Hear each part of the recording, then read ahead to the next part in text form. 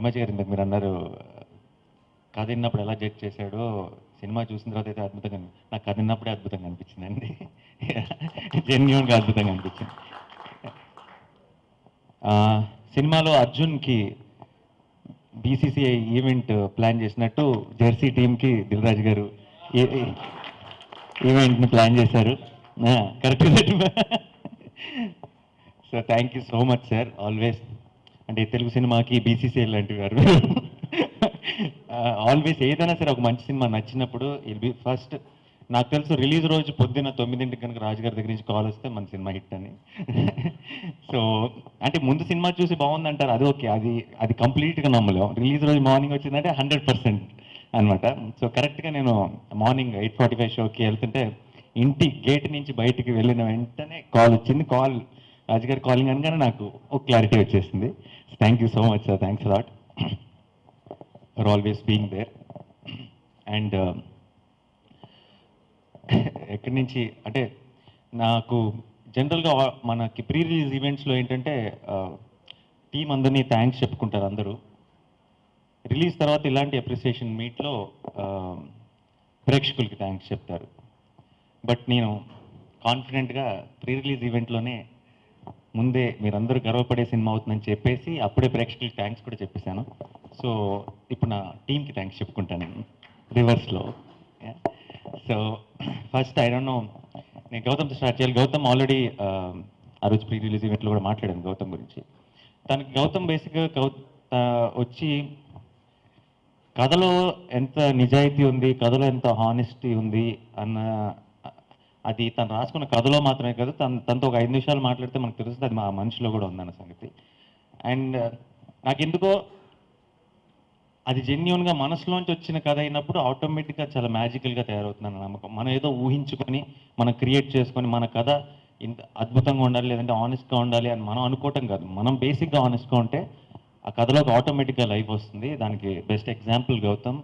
And beginning నుంచి ఈ రోజు దాకా, ఈరోజు జెర్సీ రిలీజ్ అయిన తర్వాత ప్రపంచం అంతా పొగుడుతుంది గౌతమ్ని. బట్ ప్రతిరోజు ఈ రోజు దాకా ఎవరు నన్ను ఎప్పుడు ఏ స్టేజ్ ఆఫ్ షూటింగ్లో అడిగినా గౌతమ్ చాలా పెద్ద డైరెక్టర్ అవుతాడు, మన తెలుగు సినిమాగా యూనో ప్రౌడ్గా ఫీల్ అయ్యే ఒక డైరెక్టర్ అవుతాడని ఫస్ట్ నేను చెప్తూనే ఉన్నాను. So Gautam, thank you so much first for thinking నాలో అర్జున్ని చూసినందుకు. Thank you so much. And అర్జున్ని ఆ క్యారెక్టర్ని ఈ కథని రాసినందుకు అండ్ తెలుగు ప్రేక్షకులకి ఇంత మంచి కథని చెప్పినందుకు గౌతమ్కి థ్యాంక్స్. అండ్ దెన్ మా ప్రొడ్యూసర్స్ చిన్నబాబు గారు అండ్ వంశీ నా క్లాస్మేట్ కూడా, అండ్ పిడివి ప్రసాద్ గారు. నా లైఫ్లో పిడివి ప్రసాద్ అన్న పేరు నేను ఎన్నిసార్లు చూశానంటే నాకు ఆయన ఇప్పుడే ఇక్కడ కలిసి నేనే అండి పిడివి ప్రసాద్ అని పరిచయం చేసుకున్నారు. ఎన్నిసార్లు మా ట్రైలర్లు, మా టీజర్లు, మా సినిమా అన్నీ చూశాను కానీ సో నాకు తెలుసు. బట్ ఆ ఫార్మల్ పరిచయం ఈరోజు అప్రిసియేషన్ మీట్లో జరిగింది. Nice meeting you sir. And Chinnababu గారికి, వంశీకి థ్యాంక్స్ చెప్పాలి. ఎందుకంటే ఫస్ట్ నుంచి ఈ సినిమాని, అంటే ఇలాంటి ఒక సినిమాని యాక్టరు, డైరెక్టరు అందరూ చాలా ఎక్సైట్ అయిపోయి నమ్మి ముందుకెళ్ళిపోవచ్చు, కానీ పర్టికులర్గా ప్రొడ్యూసర్స్ అంటే ఒక బిజినెస్ యాంగిల్ నుంచి చూస్తారు కాబట్టి వాళ్ళు మేము నమ్మినంత నమ్మాల్సిన అవసరం లేదు. బట్ ఫస్ట్ నుంచి అంటే it's not because hero okay అన్నాడు లేదంటే ఫస్ట్ నుంచి ఎందుకో వంశీకి నాకు తెలిసి మిగతా సినిమాల కంటే ఇది చాలా క్లోజ్ టు ద హార్ట్. అంటే ప్రతి విషయంలోనూ, ప్రతి చిన్న వాటిలోనూ ఎంత టెన్షన్ పడ్డాడు, ఎంత డిస్కషన్ చేశాడు, నాకు ప్రతిసారి ఫోన్ చేసి ఎంత కంగారు పడ్డాడు ప్రతి విషయంలోనూ.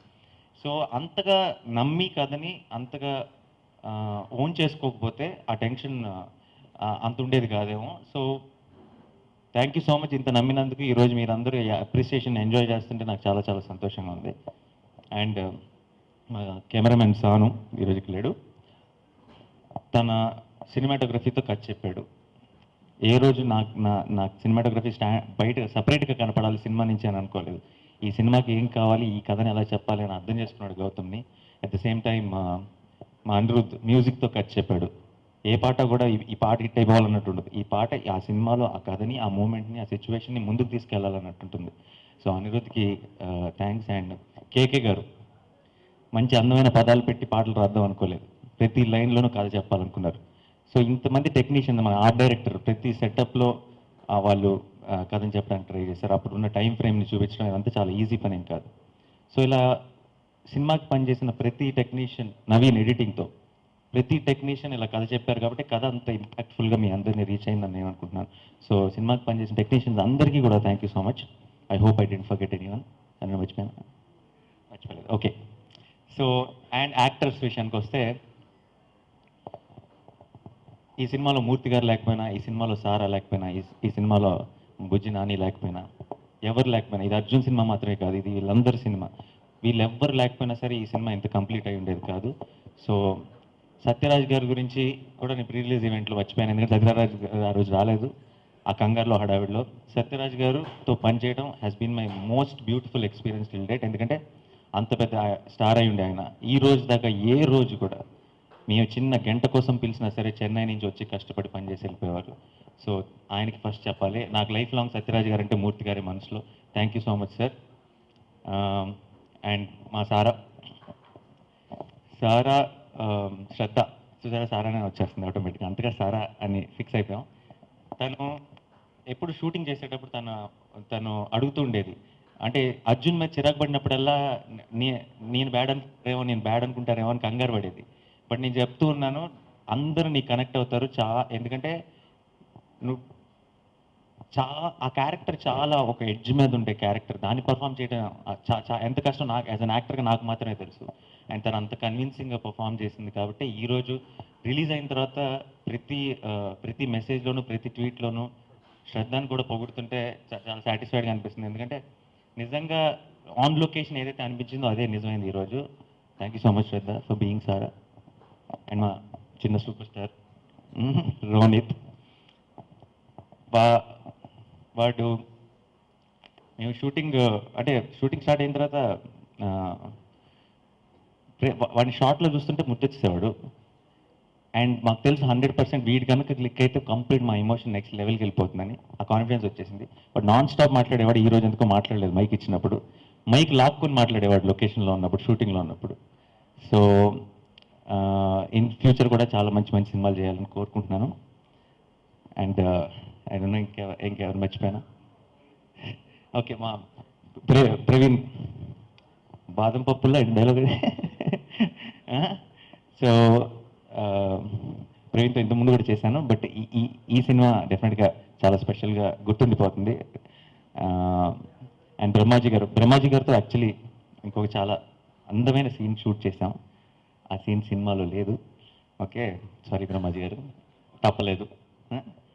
సో బట్ ఇప్పుడు లక్కీ చామ్ మీరు.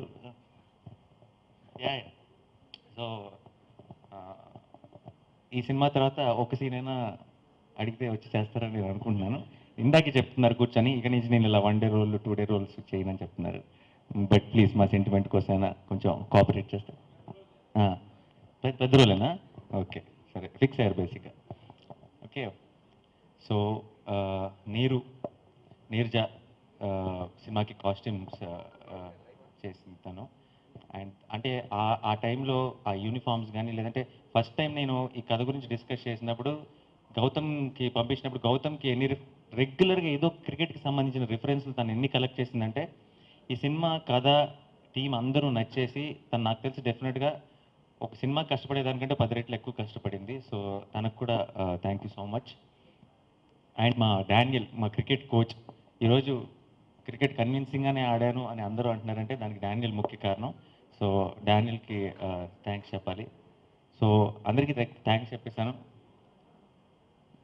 ఫస్ట్ ఆఫ్ ఆల్ ఈరోజు సినిమా జెర్సీ రిలీజ్ అయిన తర్వాత నాకు అర్థమైంది ఏంటంటే, బేసిక్గా అటు ప్రేక్షకుల్లో కానీ, ఇటు మీడియాలో కానీ, ఇటు సినిమా ఇండస్ట్రీలో కానీ, ఫ్రెండ్స్లో కానీ, అందరిలోనూ బోల్డ్ అంత ప్రేమ ఉంది. ఆ ప్రేమ మనకి ఇవ్వడానికి మనం వాళ్ళకి ఒక రీజన్ ఇవ్వాలంటే, సో ఈరోజు మేమందరం, మా టీం అందరం కూడా ఆ రీజన్ జెర్సీ అయింది. జెర్సీని ఇచ్చాం. అండ్ మా సైడ్ వస్తున్న లవ్ అండ్ ఎఫెక్షన్ చూస్తుంటే ఇంత ప్రేమ ఉందా అని అనిపిస్తుంది. So thank you so much. And ఎప్పుడు అనిపించేది, సినిమా రిలీజ్ ముందు నా సినిమా చూసుకున్నప్పుడు నా మనసులో ఎప్పుడు ఈ ఆలోచన, ఈ థాట్ ఎప్పుడు క్రాస్ అవుతుంటుంది. ఈ సినిమా, మన సినిమా ఒక 5 ఏళ్ల తర్వాత 10 ఏళ్ల తర్వాత చూస్తే పాతబడిపోతుందా, ఎంత పాతబడిపోతుంది, అప్పుడు జనరేషన్ వాళ్ళకి ఇది ఎంత పాతగా అనిపిస్తుంది, ఇలాంటి ఆలోచన ఎప్పుడు నా మైండ్లో క్రాస్ అయ్యేది. బట్ ఈరోజు ఫస్ట్ టైం కాన్ఫిడెంట్గా చెప్తున్నాను, ఇక్కడ ఈ స్టేజ్ మీద ఉన్న మేమందరం పాతబడిపోవచ్చు, మీ కెమెరాలు పాతపడిపోవచ్చు, ఈ హాల్ పాతపడిపోవచ్చు, జెర్సీ ఎప్పటికీ పాతపడదు. Thank you so much. Thanks a lot. Thank you.